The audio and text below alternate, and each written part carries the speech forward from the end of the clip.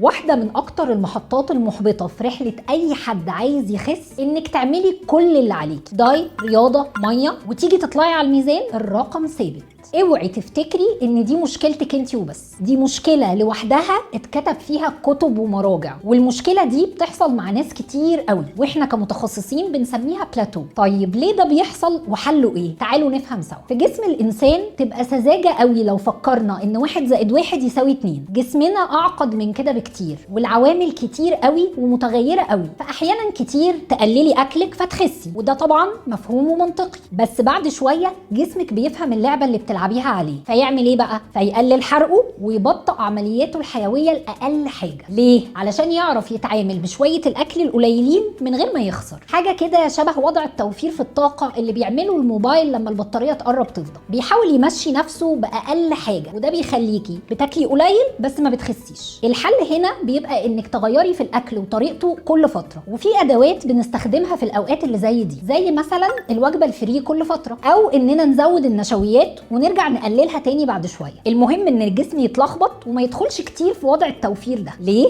علشان يستمر ويحرق. وصحيح ان الحرق القليل واحد من اهم اسباب ثبات الوزن، لكن في اسباب تانية كتير لازم اقولك عليها، وكمان هقولك على حلها. اول حاجه السعرات المستخبيه، اللي هي سعرات كتير لكن مش باينه، بتدخل واحنا مش واخدين بالنا، وبنبقى فاكرين اننا واكلين قليل، بس في حاجات سعراتها عاليه جدا دخلت وغفلتنا. زي مثلا الزيت، معلقه زيت صغيره فيها 120 كالوري، فلو حطيت من الازازه كده ممكن احط 300 400 كالوري وانا مش واخده بالي، وباكل وانا مش حاسه اني كلت حاجه فيها مشكله. المكسرات، قبضه المكسرات 200 كالوري، فلو خدت مكسرات شويه زياده ممكن يبقوا 500 كالوري وانا شايفه اني ما كلتش حاجه. مشروب صحي مثلا بس فيه سكر، او كوبايه عصير فيها 4 برتقانات، فاكهه زياده طبعا بس انا شربتها في كوبايه ومش واخده بالي. حاجات صغيره جدا بس بتخلي سعراتك تعلى وتبوظ كل اللي انت عاملاه، وانت بتبقي فاكره انك بتاخدي 1200 كالوري على حساباتك. ودي حلها بقى ورقه وقلم وتكتبي اللي انت بتاكليه بالظبط وبالملي. هتعملي كده لمده اسبوع، هتكتشفي الخبايا كلها وهتعرفي تصلحيها، وتبقي كده عملتي تكنيك اسمه فود جورنالينج.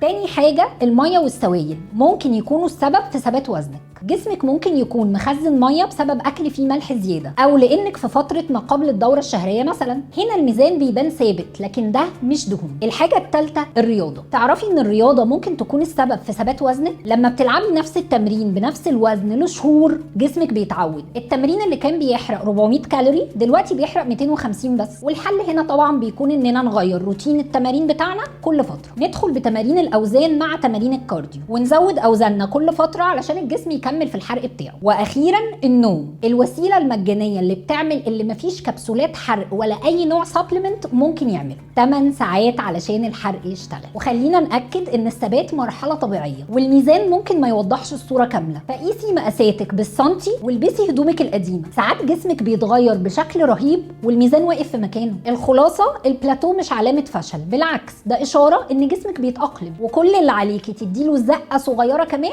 علشان يكمل. لو عجبك الفيديو اعملي لايك وسبسكرايب، وادخلي شوفي سلسله انواع الدايت علشان تعرفي تختاري الدايت المناسب ليكي.